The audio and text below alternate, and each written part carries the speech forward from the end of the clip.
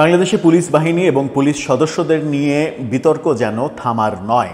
অতীতে বিভিন্ন সময় আমরা দেখেছি পুলিশকে রাজনৈতিক হাতিয়ার হিসেবে ব্যবহার করতে এবং পুলিশও হাতিয়ার হিসেবে ব্যবহৃত হয়ে কখনো কখনো, সবাই না, কিছু কিছু পুলিশ কর্মকর্তা, পুলিশ সদস্য সেই হাতিয়ার হিসেবে ব্যবহার হওয়ার ফলে নিজেরা গর্বিত হয়েছেন এবং সেই ব্যবহার হয়ে নিজেরা বেশ অর্থ সম্পদের মালিকও হয়েছেন। এই কারণে আমরা দেখেছি যে আওয়ামী লীগ সরকারের বিভিন্ন পুলিশ কর্মকর্তাদের বিদেশে পালিয়ে যেতে হয়েছে পরিবর্তিত প্রেক্ষাপটে এবং অনেককে জেলেও যেতে হয়েছে, এমনকি পুলিশের প্রধানকে, সাবেক প্রধানকে পর্যন্ত জেলে যেতে হয়েছে। কিন্তু তারপরেও, এরকম ঘটনার পরেও পুলিশের আচরণে খুব একটা পরিবর্তন কি আমরা দেখছি?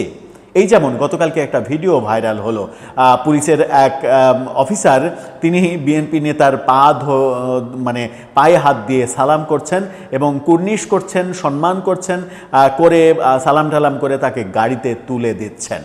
এই ঘটনা খুবই তড়িৎ সরকারের কাছে পৌঁছে গেছে এবং সরকার সেই পুলিশকে ক্লোজ করে ফেলেছে।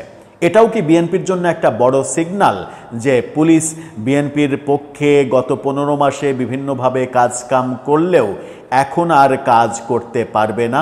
আবার এটাও আলোচনা হচ্ছে যে এটা যদি একটা উদাহরণ হয়, তাহলে আগামী নির্বাচন এগিয়ে আসছে, পুলিশের বিভিন্ন সদস্য বিভিন্ন রাজনৈতিক দলের এভাবে যদি সহায়ক শক্তি হিসেবে কাজ করে, তাহলে নির্বাচনের নিরপেক্ষতা বজায় রাখবে কে?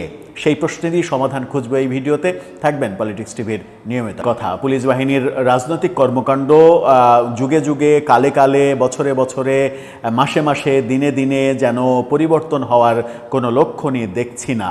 যেমন বলছিলাম, গতকালকেই একটি ভিডিও ছড়িয়ে পড়েছে। ভিডিওতে কি দেখা গেছে? ভিডিওতে দেখা গেছে যে রুহুল কবির রিজভীর পা ধরে সালাম করছেন, পায়ে হাত দিয়ে সালাম করছেন একজন পুলিশ কর্মকর্তা, তারপরে তাকে সম্মান করে তাকে গাড়িতে তুলে দিচ্ছেন এবং তারপরে রুহুল কবির রিজভী, বিএনপির সিনিয়র যুগ্ম মহাসচিব, তিনি গাড়িতে উঠে চলে যাচ্ছেন। এই ভিডিও ভাইরাল হয়ে গেছে গতকালকে থেকেই এবং এই ভিডিও ভাইরাল হওয়ার পরে খুবই দ্রুত রেসপন্স করছে সরকার। এই যে খুবই দ্রুত রেসপন্স করা, বিএনপি নেতার পায়ে হাত দিয়ে সালাম করা, এর বিনিময়ে ওই পুলিশ কর্মকর্তাকে ক্লোজ করে ফেলা হলো, ওএসডি করে ফেলা হলো। এই ঘটনা কি বার্তা দিচ্ছে? গণমাধ্যম কি বলছে কালবেলার শিরোনামটা দেখলেই বুঝতে পারবেন। সেখানে তারা দুটো ছবিও ব্যবহার করেছে। একটা ছবিতে পায়ে হাত দিয়ে সালাম করতে দেখা যাচ্ছে, সেখানে বলা হচ্ছে রিজভীর পা ধরে সালাম করা সেই সার্জেন্টকে প্রত্যাহার, অর্থাৎ প্রত্যাহার করে নেওয়া হয়েছে। সেই সার্জেন্টকে, কেন তিনি এই সালামটা করলেন এবং প্রকাশ্যে, এটা তো তার জানারই কথা যে এই ধরনের নেতার যে কোনো কার্যক্রম অল টাইম ক্যামেরাবন্দি হবে, ভিডিও হবে, ছবি হবে এবং এটা প্রকাশিত হলে তার চাকরির জন্য সমস্যা হবে, এটা তো জানা কথা। কি বলছে গণমাধ্যম বলছে বিএনপির জ্যেষ্ঠ যুগ্ম মহাসচিব রুহুল কবির রিজভীর পা ধরে সালাম করা ট্রাফিক পুলিশের সার্জেন্ট আরিফুল ইসলামকে ক্লোজ করা হয়েছে। গতকালকে মিরপুর বিভাগের উপ police commissioner traffic Gautam Kumar বিশ্বাসের সই করা এক অফিস আদেশে এই সিদ্ধান্তটা জানানো হয়েছে পুলিশের পক্ষ থেকে। মিরপুর ট্রাফিক বিভাগের ডিসির স্বাক্ষরিত আদেশে বলা হয়, Dhaka metropolitan police Dhaka traffic Mirpur বিভাগের মিরপুর ট্রাফিক জোনে কর্মরত সার্জেন্ট মোহাম্মদ আরিফুল ইসলামকে ঊর্ধ্বতন কর্তৃপক্ষকে অবগত করে প্রশাসনিক কারণে অত্র বিভাগ হতে ডিএমপি ঢাকার সদর দপ্তরে ক্লোজ করা হলো। এ বিষয়ে ডিএমপির ট্রাফিক মিরপুর বিভাগের উপ পুলিশ কমিশনার গৌতম কুমার বিশ্বাস গণমাধ্যমকে বলেছেন, সার্জেন্ট আরিফুলকে প্রত্যাহার করে ডিএমপি সদর দপ্তরে পাঠানো হয়েছে। রাজধানীর ট্রাফিক মিরপুর বিভাগের মিরপুর জোনে কর্মরত ছিলেন ট্রাফিক সার্জেন্ট আরিফুল ইসলাম। শুক্রবার দুপুরে বিএনপির সিনিয়র যুগ্ম মহাসচিব রুহুল কবির রিজভী একটি প্রোগ্রাম শেষে গাড়িতে উঠছিলেন। এ সময় সার্জেন্ট আরিফুল তার পা ধরে সালাম করেন। এই ঘটনায় ওই ভিডিওটি সামাজিক যোগাযোগ মাধ্যমে ভাইরাল হলে পুলিশের পক্ষ থেকে এই সিদ্ধান্ত নেওয়া হয়।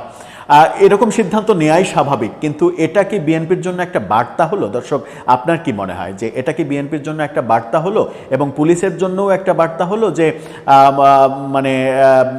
বিএনপির জন্য কাজ করা? একটা বার্তা হতে পারে বিএনপির জন্য যে বিএনপির জন্য পুলিশ আর কাজ করবে না, যেটা গত 15 মাসে আমরা বাংলাদেশের বিভিন্ন থানায় দেখেছি। বিএনপির নেতাকর্মীদের কথাতেই থানাগুলো চলেছে এবং থানাগুলোর কার্যক্রম পরিচালিত হয়েছে, এই অভিযোগগুলো অনেকে করেছেন। তার মানে এখন থেকে সেটা আর চলবে না, এটা একটা বার্তা হতে পারে। আরেকটা বার্তা পুলিশের জন্য হতে পারে, সেটা হচ্ছে নির্বাচন এগিয়ে আসছে, তোমরা যদি এই ধরনের বিতর্কিত কর্মকাণ্ড ভাইরাল করে ফেলো তাহলে নির্বাচনের নিরপেক্ষতা নিয়ে প্রশ্ন আসবে। আজকে হয়তো তুমি বিএনপি নেতার ক্ষেত্রে করেছো, কালকে আরেকজন জামাত নেতার ক্ষেত্রে করবে, পরশু আরেকজন এনসিপি নেতার ক্ষেত্রে করবে। এগুলো যদি প্রকাশ্যে চলে আসে তাহলে পুলিশের জন্য সেটা, পুলিশ এমনিতেই আত্মবিশ্বাসহীনতায় ভুগছে, তারপরেও তার মধ্যে পুলিশের জন্য এটা খুবই বিব্রতকর এবং ভয়াবহ ব্যাপার হয়ে দাঁড়াবে। সরকারের এই দ্রুত সিদ্ধান্তটা অবশ্যই প্রশংসার যোগ্য, এটা বলাই যায় যে প্রশংসার যোগ্য। কিন্তু আমার যেটা কনসার্ন সেটা হচ্ছে যে এটা বিএনপিকে একটা বার্তা দেয়া হলো কিনা। পুলিশকে বার্তা দেওয়া হয়েছে হয়তো, কারণ এরকম ঘটনা এই প্রথম যে ঘটছে যে রুহুল কবির রিজভীকে পায়ে হাত দিয়ে সালাম করেছে, হতে পারে তিনি একসময় ছাত্রদল করতেন, তার শ্রদ্ধার একজন নেতা সামনে পেয়েছেন, আবেগ সামলাতে পারেননি, পায়ে হাত দিয়ে সালাম করেছেন। এরকম বহু পুলিশ আছে তো বিভিন্ন দলের বিভিন্ন মতের, তারা এরকম কর্মকাণ্ড হয়তো আরও করেছেন, অনেক হয়েছে, কিন্তু এই ভিডিও ভাইরাল হওয়ার ঘটনা হয়তো ঘটেনি। সেই কারণে সেই সকল পুলিশ কর্মকর্তারা পার পেয়ে গেলেও আরিফুল তিনি পার পেতে পারলেন না। তিনি হয়তো শেষ পর্যন্ত ভিডিও ভাইরাল হওয়ার কারণে ধরা খেয়ে গেলেন। দর্শক, আপনার কি মনে হয় বার্তাটা কাদেরকে দেয়া হলো? পুলিশ